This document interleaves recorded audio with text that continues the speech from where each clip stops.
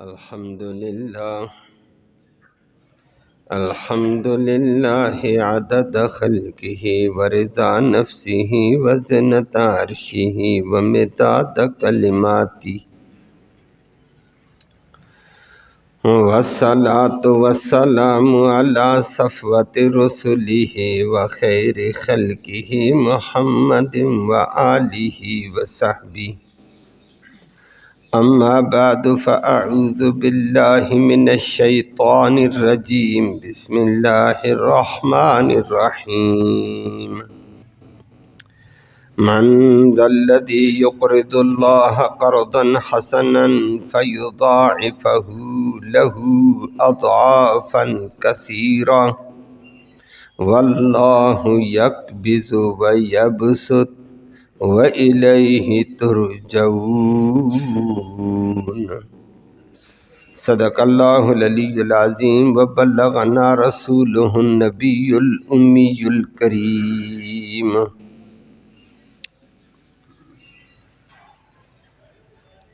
قابل صد تکریم معزز سامعین کرام، آج کی آیت کریمہ میں اللہ نے انسانوں کو رغبت دلائی کہ اللہ کے راستے میں، دین میں، جہاد میں اللہ کی غریب مخلوق میں خرچ کرو، اور یہ ایسا ہے جیسے تم نے اللہ کو قرض دے دیا۔ تو اللہ نے ترغیب کے طور پر فرمایا کہ اللہ کو قرض کون دے گا؟ اللہ اس قرضے کو تمہیں واپس بھی کرے گا، صرف وہی قرضہ نہیں، اس کو بہت زیادہ بڑھا کر دے گا، دنیا میں بھی اور آخرت میں بھی۔ تو فرمایا اللہ کے راستے میں خرچ کرو۔ باقی یہ شبہ کہ میں نے خرچ کیا تو مال کم پڑ جائے گا، میری ضرورتیں مشکل میں ہو جائیں گی، فرمایا یہ مت سوچو، یہ مال کی وسعت دینے والا بھی اللہ، مال کو کم کرنے والا بھی اللہ ہے۔ اللہ کو دینے سے کم نہیں ہوتا ہے، اور دو گے اس دنیا میں کیا، آخرت میں بھی اللہ کے پاس تم نے جانا ہے، وہاں کا سامان بناؤ۔ لفظی ترجمہ سماعت فرمائے۔ پہلی بات فرمائی، ترغیبی انداز اللہ نے فرمایا، من کون ہے، کون ہے وہ، الذی کہ وہ آدمی یقرض قرض دے دے اللہ کو قرضا حسنا قرض حسن، ایسا قرض حسن، ایسا قرض جو اخلاص والا ہو، دکھلاوا ریاکاری نہ ہو، اس کو حسن کہتے ہیں۔ پھر فیضاعف، پھر وہ رب بڑھاتا رہے گا اس قرضے کو، لہو اس بندے کے لیے، اضعافا کثیرہ، بہت زیادہ بڑھانا۔ نمبر 2 فرمایا کہ مت کہو کہ میں نے خرچ کر لیا تو میرا مال کم پڑے گا، فرمایا نہ واللہ یقبض، اور اللہ ہی قبض کرتا ہے، مال کو کم کرتا ہے، معیشت کو تنگ کرتا ہے، وَيَبْسُطُ، اور وہی رب اس کو بڑھاتا پھیلاتا رہتا ہے، یہ اس کے قبضے میں ہے۔ نمبر 3 وَإِلَيْهِ تُرْجَعُونَ، اور تم سب کو لوٹایا اسی کی طرف جائے گا، الیہ، اسی رب کی طرف، ترجعون، تم سب کو لوٹایا جائے گا۔ وہاں کا سامان کرو، اس کے سامنے تم سب نے جانا ہے، صرف دنیا میں نہیں رہنا ہے۔ اس سے پہلی آیت کریمہ میں بھی جہاد سے بھاگنے والوں کا ذکر کیا کہ جہاد میں موت نہیں آتی ہے، موت اپنے ٹائم پہ آئے گی، تم بھاگو گے بھی تو وہیں پر بھی موت آئے گی۔ اور جہاد میں جانے والے بھی جاتے رہتے ہیں، خالد بن ولید جیسے گئے ہیں لیکن موت نہیں آئی ہے، کیوں؟ لکھی ہوئی نہیں تھی۔ اور پھر ساتھ فرما دیا وقاتلوا فی سبیل اللہ، اللہ کے راستے میں جہاد کرو، دین کے غلبے کی بات کرو، موت سے نہ ڈرو، تو دین کے غلبے کے لیے آگے بڑھیں گے تو ایک تو اللہ کے راستے میں جان پیش کرو، باقی کسی کو شہادت نصیب ہو نہ ہو یہ کام اس کا ہے۔ کبھی جان دینی پڑے گی، شہادت ہو جائے گی، کبھی جان سلامت آ جائے گی، شہادت نہیں ہے۔ آج دوسرا حکم دیا کہ جان تو دین کے لیے دے رہے ہو، اللہ کو دے رہے ہو، مال بھی دو، مال والوں کو مال دینا چاہیے۔ مال تو کہاں؟ فرمایا اللہ کو مال دو، اللہ کو جہاد میں مال دو، دین کے غلبے کے لیے مال دو، دین کی اشاعت کا کام ہو رہا ہے وہاں اپنا مال دو، دین کی حفاظت کا کام ہو رہا ہے وہاں مال دو۔ اس کے علاوہ دین والے غریب لوگ ہیں، مسلمان غریب ہیں، بیوہ ہے، یتیم ہے، مسکین ہے، ان کو مال دو۔ لیکن اللہ نے ساتھ فرمایا یہ ان جگہوں میں دینا ایسا ہے میرے حکم سے دے رہے ہو، یہ مجھے قرضہ دے دو۔ کوئی یتیم، کوئی مسکین، کوئی بیوہ، کوئی غریب ہے مسلمان، ان کو دو۔ نمبر دو، اس کے علاوہ دین کی حفاظت کے لیے دو، دین کی اشاعت کے لیے دو کہ دین کا اشاعت کا کام ہو رہا ہے، جہاد میں دو، دین کے غلبے کے لیے دو، مجاہدین کا تعاون کرو، اسلحہ ہو، ان کے معیشت کا انتظام ہو، یہ دو اللہ کے راستے میں۔ یہ اللہ کو قرض دینا ہے، اس کو قرض سے تعبیر کیا۔ اور حدیث میں نبی کریم صلی اللہ علیہ وسلم نے اس کی وضاحت کی ہے کہ قرض دنیا میں ایک مسلمان کیا کافر کے ہاں بھی یہی ذہن ہوتا ہے، مسلمان کے ہاں زیادہ ایمانداری ہونی چاہیے۔ یہ الگ بات ہے آج کا مسلمان ہوتا ہوا عملاً کم نظر آتا ہے، اللہ سب کو ہدایت دے۔ وگرنہ کافر کو بھی پتہ ہے کہ بندے بھائی مجھے قرضہ دے دو، آج 1000 روپے دے دو، میں آپ کو 2 دن 10 دن 20 دن بعد واپس کروں گا۔ تو یہ قرض نام ہی اسی چیز کا ہے کہ یہ ضرور واپس ہوگا، نام ہی قرض اسی چیز کا ہے۔ تو اللہ کے راستے میں جو جہاد میں دے گا، دین کے غلبے میں دے گا، دین کی اشاعت میں دے گا، دین کی حفاظت میں دے گا، اللہ کے دین والے بندوں کو دے گا، غریب، یتیم، بیوہ، مسکین کو دے گا۔ اللہ نے کہا یہ میری وجہ سے میرے نام کا ان کو دے دو، یہ مجھے دیا ہے، یہ آپ کا میرے پاس قرض ہے۔ بندے اگر بندے کا قرض ادا کر سکتے ہیں لازمی ہیں میں رب تمہارا قرض ادا کروں گا، دے دو۔ اور فرمایا من کون ہے الذی یقرض اللہ قرضا حسنا، جو اللہ کو قرض حسن دے۔ حسن کا مطلب قرض حسن یعنی ایسا قرضہ اخلاص کے ساتھ مال دے دو کہ ریاکاری نہ ہو، دکھلاوا نہ ہو، نموش نہ ہو، اللہ کی رضا کے لیے بس مخفی طریقے سے دے دو۔ یہ اخلاص کے ساتھ دو گے، اللہ کے نام کا دو گے، اللہ کے لیے دو گے، اللہ کے دین کے لیے دو گے، اللہ کے دین والوں کو دو گے۔ غریب یتیم یہ دین والے ہیں بیچارے، مسلمان ہیں ہمارے۔ فرمایا یہ اللہ کو قرض دیا، کون ہے دو دے گا؟ پھر نتیجہ کیا ہوگا؟ اللہ اکبر، اللہ نے فرمایا فَيُضَاعِفَهُ لَهُ أَضْعَافًا كَثِيرًا، اللہ تمہارے اس قرضے کو بڑھاتا بڑھاتا بڑھاتا بڑھاتا بڑھاتا بہت زیادہ بڑھا دے گا۔ اضعافاً کثیرہ، اضعاف کثیرہ کا میں نے معنی بار بار تکرار کی وجہ سے کیا ہے۔ اللہ بڑھاتے بڑھاتے بڑھاتے بڑھاتے بڑھاتے بہت زیادہ بڑھا دے گا۔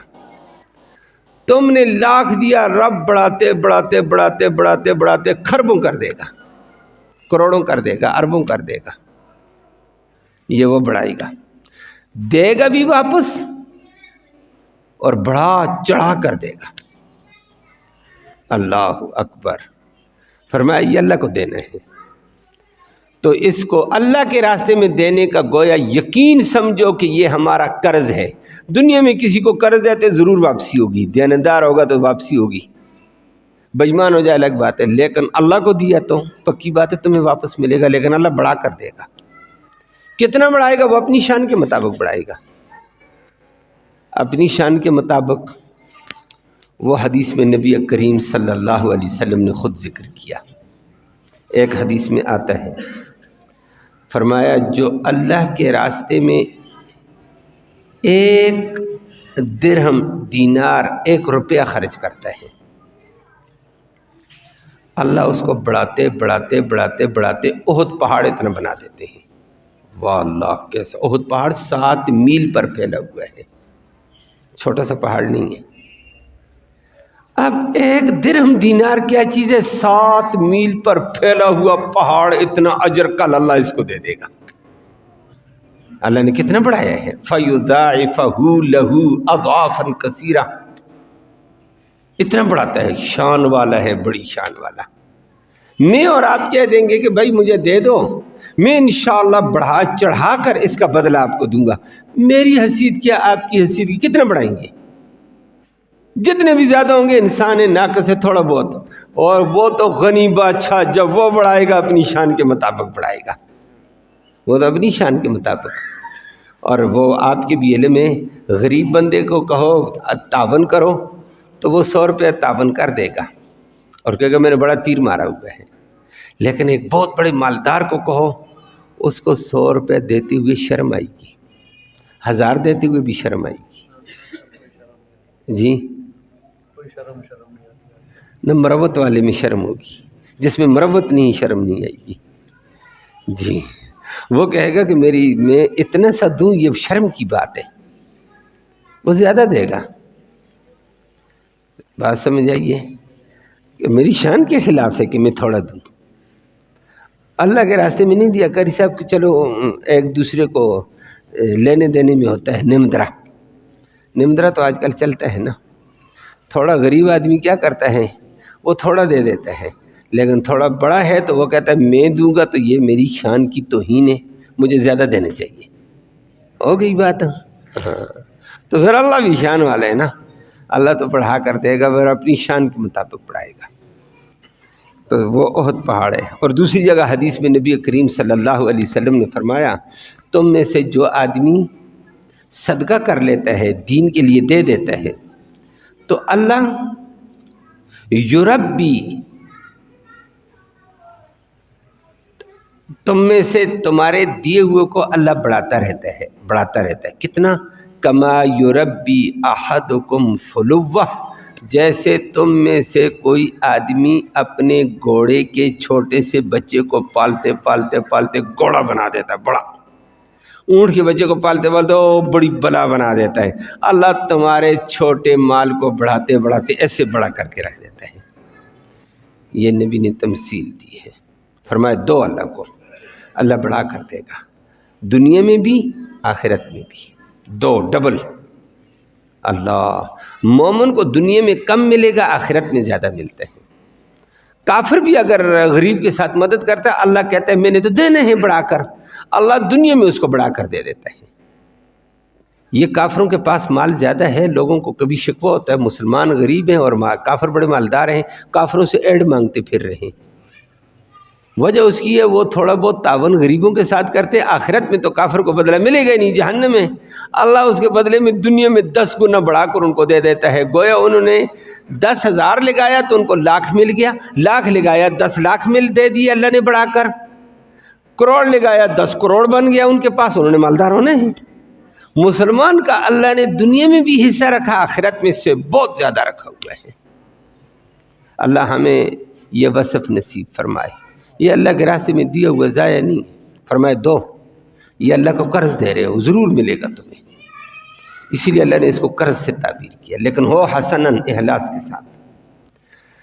یہ حدیث آئی صحابہ اور نبی کریم صلی اللہ علیہ وسلم کے دور میں، یہ آیت آئی، لوگوں کے 3 طبقے ہو گئے، اللہ معاف فرما، اللہ معاف فرما۔ ایک طبقہ آج بھی یہ دین کے تمسخر کرنے والے لوگ کہتے ہیں دین کے ساتھ تمسخر ہے، فلاں ہیں، علماء کے ساتھ تمسخر ہے. یہ ہر دور میں رہا. نبیوں کو کسی نے معاف نہیں کیا تو علماء کو اور دین کو کیسے معاف کریں گے آج؟ یہ آیت نازل ہوئی، نبی نے صحابہ کو سنائی. بہت سارے کافر تھے، تمسخر کرنے لگے، مذاق اڑانے لگے، کہنے لگے دیکھا محمد کو، علم ترى محمد، آپ نے محمد کو دیکھا، وَرَبَّهُ، اور اس کے رب کو دیکھا، یستقرضنا، ہم سے قرض مانگتا ہے اللہ. ہمیں کہتا ہے من ذا الذی یقرضنا، من ذا الذی یقرض اللہ قرضا حسنا، کون ہے جو اللہ کو قرض حسن دے گا؟ اللہ آج محمد اور محمد کا رب اتنے غریب ہیں، ہم سے قرضہ مانگ رہے ہیں. لو جی، محمد کہتا تھا میں نبی ہوں، میں دو جہان کا نبی ہوں، میرے اوپر وحی آتی ہے، میرا یہ ہے، اس کا اللہ یہ غنی ہے، بتاتا تھا یہ ہے یہ ہے. آج ہم سے اللہ بھی قرضہ اور محمد بھی قرضہ مانگ رہے ہیں. ٹھٹھا کرنے والوں نے ٹھٹھا کیا اور اللہ نے اس کو جواب دیا. لقد سمع اللہ قول الذین قالوا، اللہ نے ان کی بک بک سن لی جو یہ کہتے ہیں ان اللہ فقیر ونحن اغنیاء، اللہ غریب ہو گیا، ہم مالدار، ہم سے قرضے مانگ رہا ہے. فرمایا تمہاری بک بک اللہ نے سن لی ہے، اللہ اس کا جواب دے گا تمہیں. یہ ایسا طبقہ اس وقت بھی تھا. کبھی کبھی ادھر بھی آ جاتا ہے تو ساتھی دل برداشتہ ہوتے، کوئی بات نہیں ہے، شیطان کا اور یہ حق کا مقابلہ لگا رہے گا، دین کے ساتھ مذاق بھی لگا رہتا ہے، لیکن انشاءاللہ حق غالب ہوگا. حوصلہ شکنی نہیں ہونی چاہیے. ایک طبقہ یہ تھا. دوسرا طبقہ وہ اس آیت کے بعد نفاق کرنے لگا. مذاق نہیں کیا لیکن کہا ہم نہیں دیتے ہیں، انکار کر گیا. کافروں کا یہ بھی طبقہ جو انکار کرتے یہ بھی کافر ہے، لیکن یہ کم از کم نچلے درجے کا ہے، ٹھٹھے والا بڑا بدماش ہے. تیسرا طبقہ سچے صحابہ کرام کا تھا. جب آیت اتری نا، صحابہ نے کہا میرا رب کہتا ہے میرے نبی پر وحی آئی ہے، ہم بھی رب کے، مال بھی رب کا، مکمل لوٹا دیا. نبی نے آیت سنائی اور کافروں کا مذاق بھی سنا نا.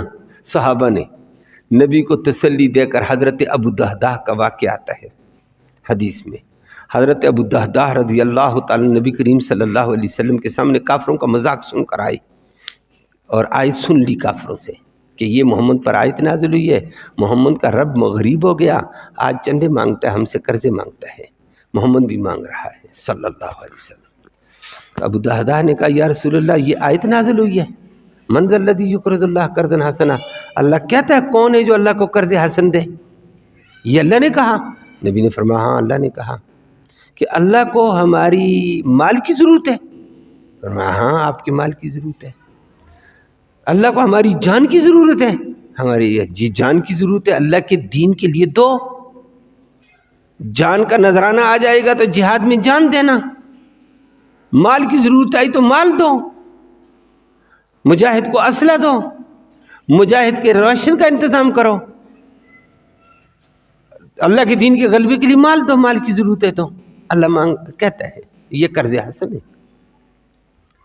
حضرت ابو دہدہ نے کہا یا رسول اللہ آپ گواہ رہنا، میں آپ کو گواہ بناتا ہوں. آپ کے علم میں ہے مدینہ میں میرے 2 باغ ہیں اور میری کوئی پونجی نہیں ہے. میں آج آپ کو گواہ بنا کر اعلان کرتا ہوں، آپ سن رہے ہیں، رب کو دیتا ہوں جس نے مجھے مال دیا، جس نے مجھے جان دی ہے.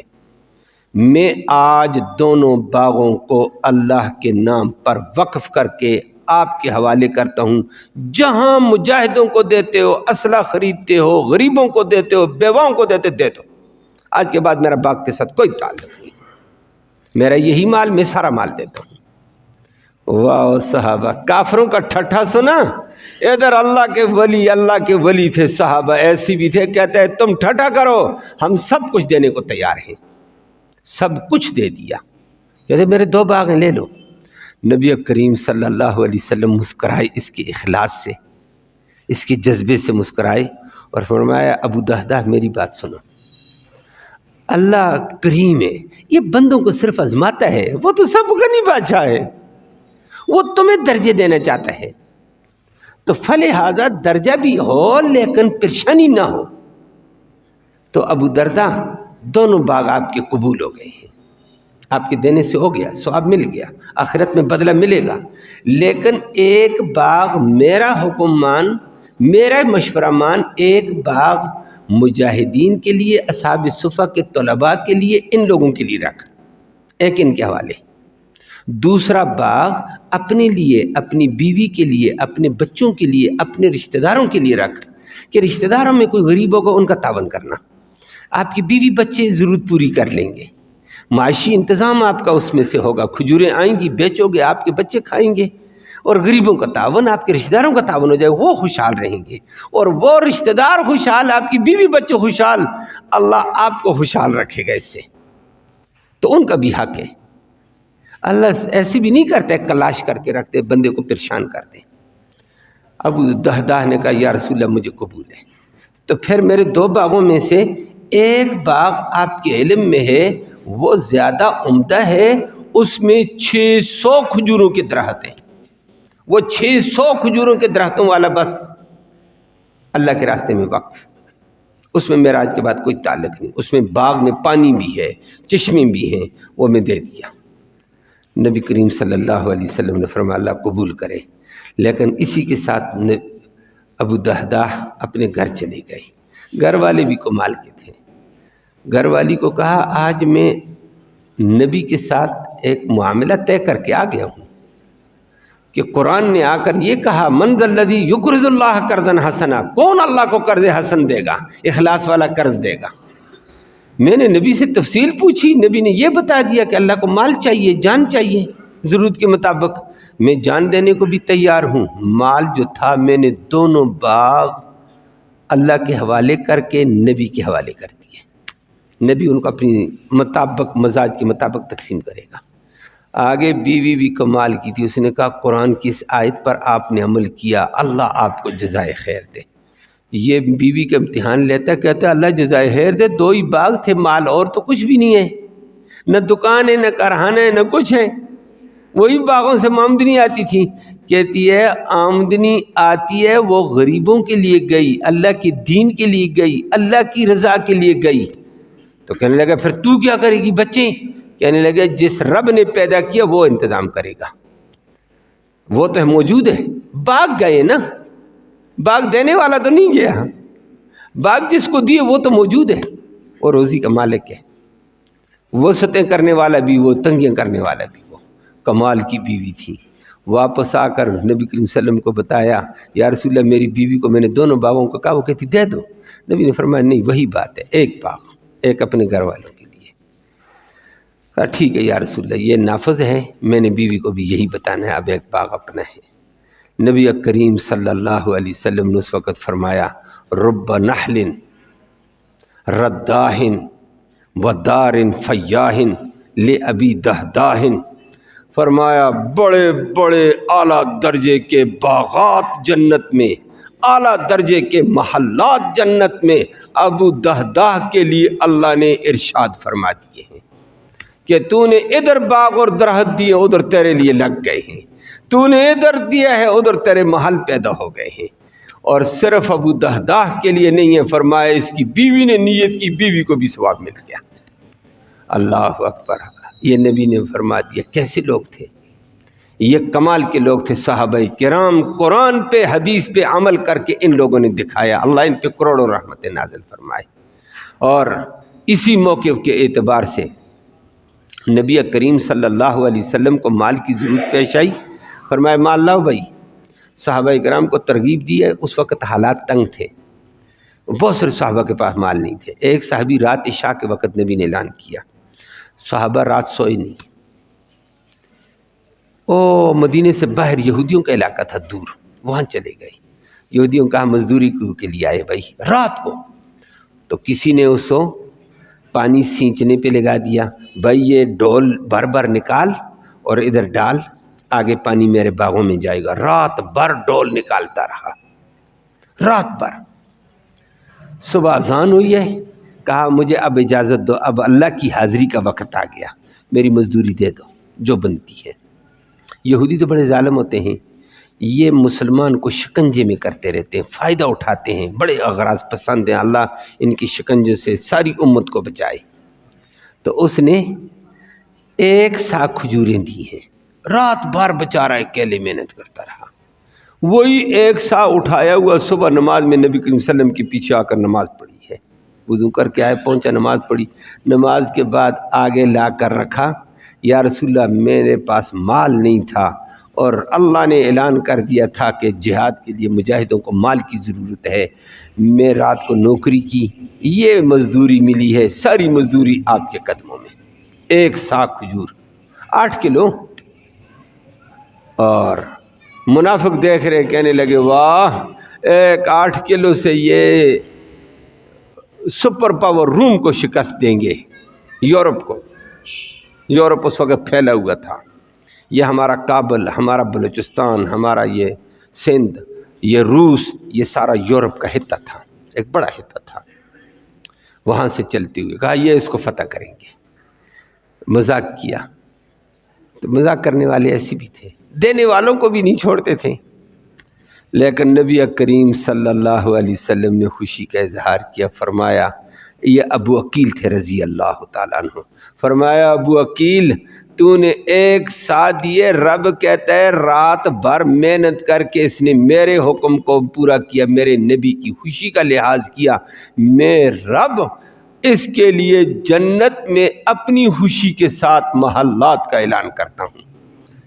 تو اللہ دینے والا ہے، بڑھا کر دیتا ہے، فرمایا دو اللہ کو، اور صحابہ اس پہ کامل درجے میں اترے، واللہ یقبض و یبسط، فرمایا یہ مت دیکھو میں نے دے دیا تو میں تنگ ہو جاؤں گا، میرا یہ ہو جائے گا، فرمایا مال بڑھانے والا بھی وہ، تنگ کرنے والا بھی وہ، معیشت میں اضافہ کرنے والا بھی وہ، معیشت کو تنگی میں لانے والا بھی وہ، یہ فیصلے اس کے ہیں، دینے نہ دینے سے کمی نہیں آتی ہے، کبھی کبھی نہ بھی دو اللہ مال تنگ کر دیتا ہے، اور کبھی دو مال میں کمی نہیں آتی، اور زیادہ وسعت آ جاتی ہے، دینے والے دیتے رہتے ہیں، اور زیادہ وسعت، اور زیادہ وسعت، اور زیادہ وسعت ہوتی ہے، نہ دینے والے بیچارے پریشان نظر آتے ہیں۔